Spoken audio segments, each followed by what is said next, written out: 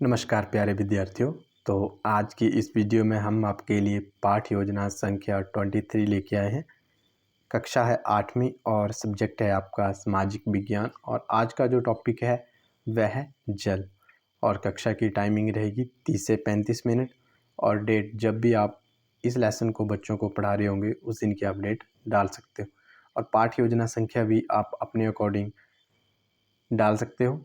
हमारी ये पाठ योजना संख्या 23 थी तो हमने 23 डाला है। आपकी अगर 1, 2, 3, 4 कोई भी हो तो आप उसको डाल सकते हो। उसके बाद हमने क्या करना है, इंस्ट्रक्शन ऑब्जेक्टिव, यानी जब भी हमने पाठ योजना शुरू करनी है तो अनुदेशनात्मक उद्देश्य बना के ही शुरू करनी है।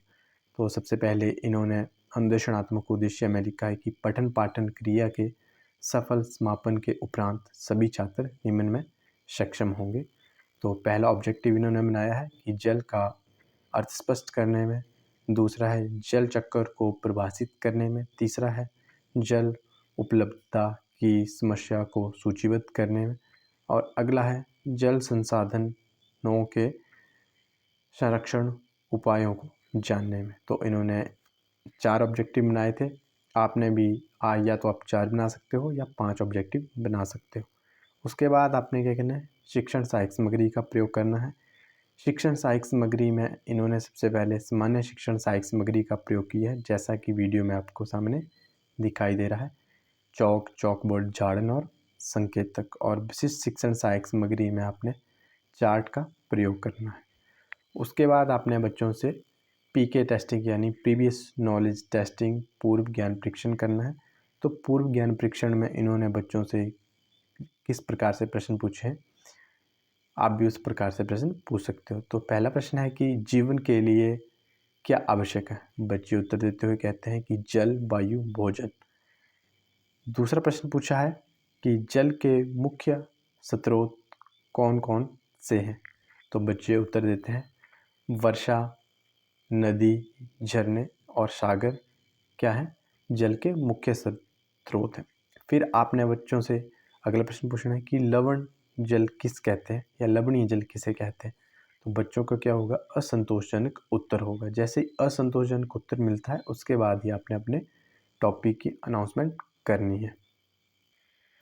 तो टॉपिक की अनाउंसमेंट करने से पहले आपने बच्चों को बताना है कि आज हम क्या पढ़ेंगे और किस प्रकार से पढ़ेंगे। तो प्रकरण की उद्घोषणा में आपने लिखना है कि अंतिम प्रश्न का असंतोषजनक उत्तर मिलने पर छात्र अध्यापक बुलंद स्वर में उपविषय की उद्घोषणा करते हुए कहेगा कि जल एक महत्वपूर्ण नवीकरणीय प्राकृतिक संसाधन है। तो छात्रों, आज हम जल के बारे में अध्ययन करेंगे। उसके बाद क्या करना है, आपने प्रस्तुतिकरण। प्रस्तुतिकरण में आपने मुख्य रूप से 4 बातों का ध्यान रखना है। पहला है शिक्षण बिंदु, दूसरा है छात्र अध्यापक क्रियाकलाप, और तीसरा है छात्र क्रियाकलाप, और चौथा है आपका चॉकबोर्ड कार्य। सबसे पहले क्या करना है, आपने प्रोत्साहन, बच्चों को मोटिवेट करना है कि आज हम क्या पढ़ने जा रहे हैं। तो पहला है, इन्होंने प्रोत्साहन में किस प्रकार से बच्चों को मोटिवेट किया, आप भी उसी प्रकार से बच्चों को मोटिवेट कर सकते हो। तो इन्होंने कहा है कि छात्रों, हमें जीवन जीने के लिए मूलभूत 3 तत्वों की आवश्यकता होती है, रोटी, कपड़ा और मकान। परंतु बिना जल के ये तीनों तत्व का कोई अस्तित्व नहीं है। उसके बाद आपने कंपोनेंट का प्रयोग करना है कि छात्र अध्यापक थोड़ा रुककर, और बच्चों की क्या क्रिया होगी, सभी छात्र ध्यानपूर्वक सुनेंगे। उसके बाद आपने जो आज का आपका उपविषय है उसके बारे में बच्चों को बताना है। तो आपने शिक्षण बिंदु में लिखना है जल, और चॉकबोर्ड पे भी जल लिखना है क्योंकि ये आप आज का आपका उपविषय है। तो जल एक महत्वपूर्ण नवीकरणीय प्राकृतिक संसाधन है। भूपृष्ठ का ये 3/4 भाग जल से ढका है, इसलिए इसे जल ग्रह कहना उचित है। हमारी पृथ्वी को जल ग्रह भी कहा जाता है। तो ये कहना भी इसी प्रकार से उचित है क्योंकि पृथ्वी में बहुत अधिक पानी है, यानी 3/4 भाग जो है वो जल से ही ढका हुआ है। बच्चों की क्या क्रिया होगी, सभी छात्र ध्यानपूर्वक सुनेंगे। उसके बाद आपने कंपोनेंट लिखना है कि छात्र अध्यापक चॉक बोर्ड पर उपविषय लिखेगा और सभी छात्रों का ध्यान केंद्रित करेगा। उसके बाद फिर से अपने बच्चों को आगे बताना है जल के बारे में कि लगभग 3.5 अरब वर्ष पहले जीवन आदि महासागरों में ही प्रारंभ हुआ था। यद्यपि आज भी महासागर पृथ्वी सतह के 2/3 भाग को ढके हुए हैं।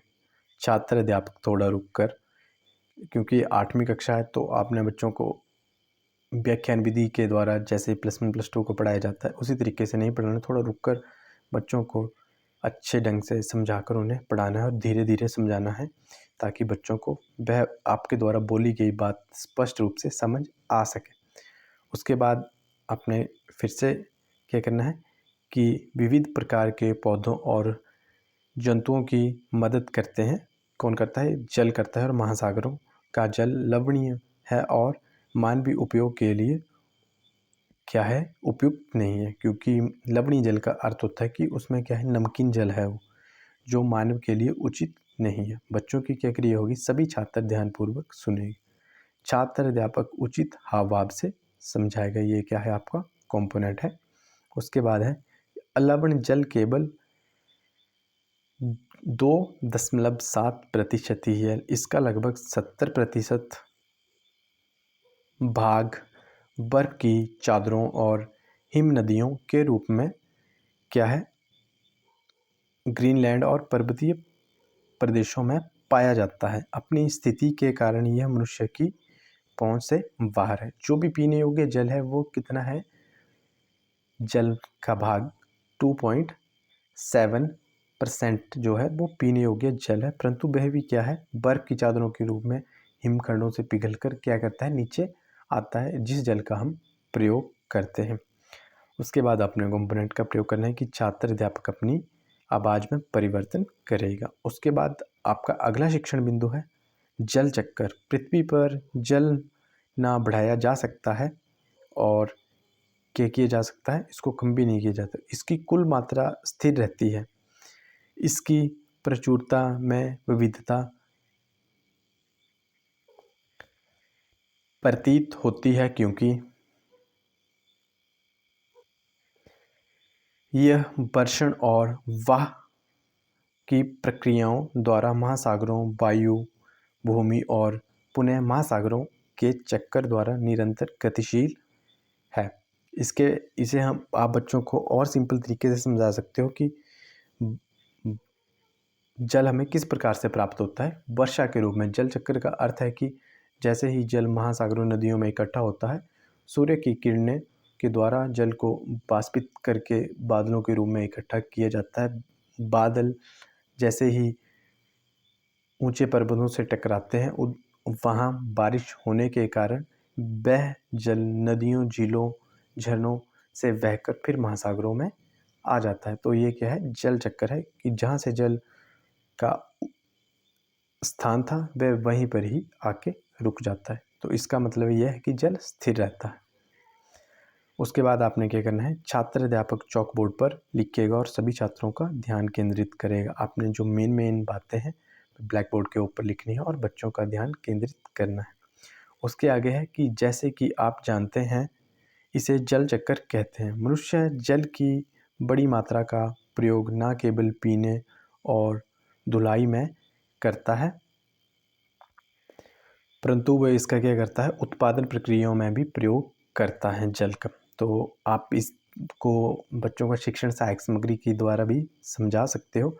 तो अपने कंप्लेंट लिखना है कि छात्र अध्यापक शिक्षण सहायक सामग्री द्वारा समझाएगा तथा सभी छात्रों का ध्यान केंद्रित करेगा। मैं आपको शिक्षण सहायक सामग्री भी दिखा देता हूँ कि आपने किस प्रकार से शिक्षण सहायक सामग्री बनानी है। तो आप इस तरीके से शिक्षण सहायक सामग्री बना सकते हो, जिसमें आपने जो टाइटल है यानी हेडिंग है वह आपने जल लिखना है, और इस तरीके से आप एक चित्र बना के बच्चों को जल के बारे में बता सकते हो। तो या फिर आप कुछ और बच्चों को चित्र बना के जल के बारे में बता सकते हो। तो चलिए टॉपिक पर वापस आते हैं। उसके बाद आपने बच्चों से प्रश्न पूछना है। प्रश्न के रूप में आप बच्चों से पूछोगे, जल का प्रयोग किन किन चीज़ों के लिए किया जाता है? रोहित आप बताइए। आपकी कक्षा में जो भी नाम होगा वह आपने लिखना है। जैसे इन्होंने लिखा है, रोहित आप बताइए। रोहित उत्तर देते हुए कहता है कि पीने के लिए, कपड़े धोने के लिए उत्पादन किया जाता है किसका, जल का प्रयोग किया जाता है। पीने के लिए भी किया जाता है, कपड़े धोने के लिए भी किया जाता है। तो जैसे ही बच्चा उत्तर देता है तो आपने उसे क्या करना है, पुनरावलन देना है, यानी रीइंफोर्समेंट देनी है। तो किस प्रकार से देनी है इसके बारे में हम नेक्स्ट पेज पे देखते हैं। तो जैसे ही बच्चे ने उत्तर दिया तो आपने क्या करना है, बच्चे को पॉजिटिव रीइंफोर्समेंट देनी है। तो किस प्रकार से देनी है, छात्र अध्यापक छात्र की पीठ थपथपाएगा और उसे बैठने के लिए कहेगा। अगला आपका शिक्षण बिंदु है कि जल उपलब्धता की समस्याएं। विश्व के कई प्रदेशों में जल की कमी है। अधिकांश जो पश्चिमी एशियाई, दक्षिण एशियाई या पश्चिमी संयुक्त राज्य अमेरिका के भाग या उत्तरी पश्चिमी मैक्सिको जल की आपूर्ति का सामना कर रहे हैं। वहाँ पे क्या है, आपूर्ति का मतलब क्या है कि वहाँ जल की बहुत ज़्यादा कमी है। तो इसके लिए क्या करते हैं लोग, या तो अन्य देशों के साथ कोलैबोरेशन करते हैं जल के लिए, या जल संधि होती है, या वहाँ से पानी लेके कहीं और, तो इस तरीके से पानी की कमी को दूर किया जाता है। और ऐसे देशों में जैसे आपने सुना होगा कि जो तेल उत्पादक देश हैं, जैसे कुवैत हो गया, आपका दुबई हो गया, तो जो भी ऐसे क्षेत्र हैं वहाँ पे पानी की जो मात्रा है वो बहुत कम होती है। तो वहाँ पानी की वैल्यू बहुत ज़्यादा है। वहाँ जो पीने का पानी है वो बहुत महंगे या उच्च कीमतों पर मिलता है। आपने क्या करना है, उसके बाद छात्र अध्यापक चॉक बोर्ड पर लिखेगा और सभी छात्रों का ध्यान केंद्रित करेगा। बच्चों की क्या क्रिया होगी इसमें, सभी छात्र चॉक बोर्ड की ओर देखेंगे और क्या करेंगे, अपनी उत्तर पुस्तिका में नोट करेंगे। जैसे आप बच्चों को समझाओगे उसके बाद फिर से आपने आगे कंटिन्यू करना है। तो इस प्रकार से करना है कि ये देश ऐसे जलवायु प्रदेशों में स्थित है जहाँ अक्सर सूखा पड़ता है, उनमें जलाभाव की आर्थिक समस्या भी रहती है। छात्र अध्यापक थोड़ा रुक कर ये क्या है, कंपोनेंट लिखने हैं अपने बीच बीच में। इस प्रकार जल का अभाव मौसमी अथवा बाष्पीकृत या बाष्पन में विविधता के परिणाम स्वरूप हो सकता है। सभी छात्र ध्यानपूर्वक सुनेंगे और आपकी क्या क्रिया होगी, यानी आप बच्चों को पढ़ा रहे होंगे, आप क्या है, छात्र अध्यापक हैं, तो आपकी क्या क्रिया होगी कि छात्र अध्यापक कक्ष में चहलकदमी करेगा। अगला आपका शिक्षण बिंदु होगा जल संसाधनों का संरक्षण। जल संसाधनों का संरक्षण आज के विश्व में शुद्ध तथा पर्याप्त जल स्रोतों तक पहुंचना एक बड़ी समस्या बन गई है। इस श्रेणी हेतु संसाधनों में संरक्षण के लिए कदम उठाने चाहिए या उठाए जाने चाहिए। छात्र अध्यापक चॉक बोर्ड पर लिखेगा और सभी छात्रों का ध्यान केंद्रित करेगा। आपने क्या करना है कि जो भी आपका शिक्षण बिंदु होगा वह अपने ब्लैक बोर्ड पर लिखना है। उसके बाद है कि यद्यपि जल एक नवीकरणीय संसाधन है, तथापि इसका अति उपयोग और प्रदूषण इसे उपयोग के लिए उपयुक्त बना देता है। इनसे अधिक संसाधन हमें जल द्वारा प्राप्त होते हैं। इन प्रदूषणों से बचना चाहिए ताकि क्या हो, जल पीने योग्य रहे और जल का हम अधिक से अधिक प्रयोग कर सकें। बच्चों की क्या क्रिया होगी, सभी छात्र ध्यानपूर्वक सुनेंगे और जैसे ही आपका क्लास ख़त्म होने वाली हो तो आपने जो सबसे अंतिम आपका कंपोनेंट होगा वह होगा कि छात्र अध्यापक अपनी वाणी में विराम देगा। उसके बाद है पुनरावृत्ति। पुनरावृत्ति में आपने लिखना है कि छात्र अध्यापक अपने उपविषय की पुनरावृत्ति करते हुए कहेगा कि विद्यार्थियों, आज हमने जल के विषय के बारे में अध्ययन किया, जिसमें जल और उसके मुख्य संसाधनों का संरक्षण के बारे में हमने विस्तार पूर्वक पढ़ा या के बारे में पढ़ा। तो इस प्रकार से आपने क्या करना है, अपने जो भी उपविषय है उसकी पुनरावृत्ति करनी है। अब आगे चलते हैं कि आपने इवैल्यूएशन किस प्रकार से। तो इवैल्यूएशन में आपने बच्चों से पूछना है कि छात्र अध्यापक निम्न प्रकार से छात्रों का मूल्यांकन करेगा। प्रश्न 1, जल का क्या अर्थ होता है। प्रश्न 2 है, जल चक्कर किसे कहते हैं। प्रश्न 3 है, जल उपलब्धता की समस्याएं कौन कौन सी है। और प्रश्न 4 है, जल संसाधनों के संरक्षण से आप क्या समझते हैं या इसके उपाय क्या क्या हैं। उसके बाद आपने बच्चों को होमवर्क देना है ब्लैक बोर्ड पे ऊपर लिख के कि छात्र अध्यापक छात्रों को निम्न प्रकार से गृह कार्य देगा। पहला प्रश्न है कि जल चक्र का वर्णन करें। प्रश्न दूसरा है कि जल के कौन कौन से मुख्य स्रोत हैं। तो ये थी आज की वीडियो जिसमें हमने जल उपविषय के बारे में विस्तार पूर्वक अध्ययन किया और सीखा कि किस प्रकार से हम इस टॉपिक के बारे में लेसन प्लान बना सकते हैं। आई होप आपको वीडियो अच्छी लगी हो। वीडियो अच्छी लगी हो तो वीडियो को लाइक ज़रूर करें दोस्तों, और चैनल पे नए हो तो सब्सक्राइब करें ऐसी इन्फॉर्मेशन वाली वीडियो देखने के लिए। धन्यवाद दोस्तों।